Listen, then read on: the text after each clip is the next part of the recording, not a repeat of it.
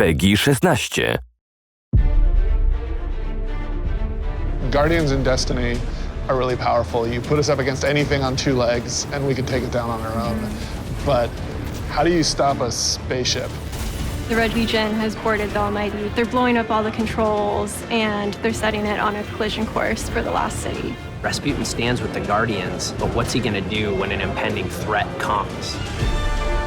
Is he willing to really put it up on the line for humanity? Is he willing to step up when we need him?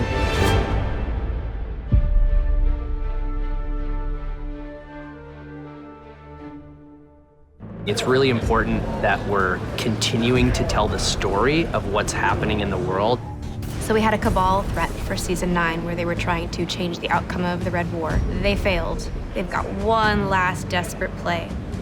And it's up to us with Rasputin's help to stop them.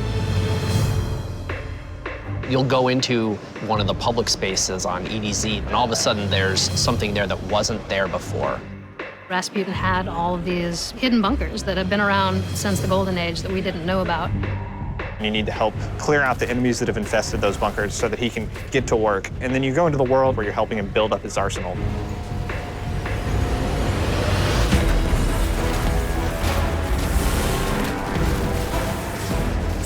The new seasonal activity is Seraph Tower, which is about powering up Rasputin and setting up its orbital defense network.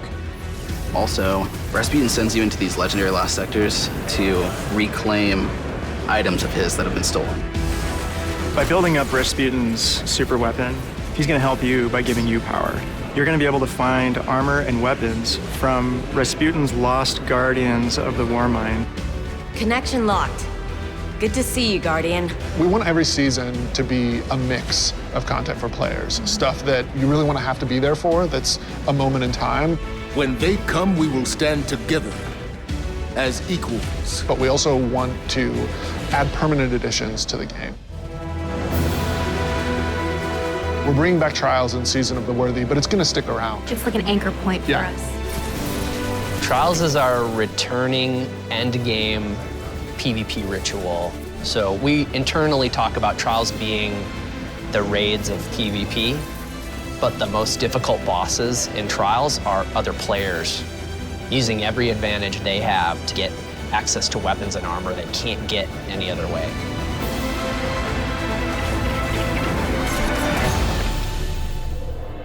This season, the artifact mods focus on close-range weapons, so SMGs and sidearms are all going to get a lot of screen time.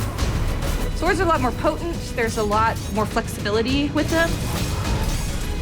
We've layered on a new difficulty to the Nightfall ordeal. The goal was to create an experience that's hard even for our hardcore. We have a bunch of quality of life changes coming for armor. The biggest one is that you can now change your armor's elemental affinities. The seasonal mod slot can hold the mods from the season in which it's released, plus the mods from the previous season and the next season as well. We have increased the number of armor sets that are in the Whirlpool. We've got some cool new weapons. Tommy's Matchbook. Tommy's Matchbook is all about being a wild gangster jumping in and spraying bullets haphazardly at your own risk. And the best part is, every time you get a kill, you get to say, "Keep the change, you filthy animal."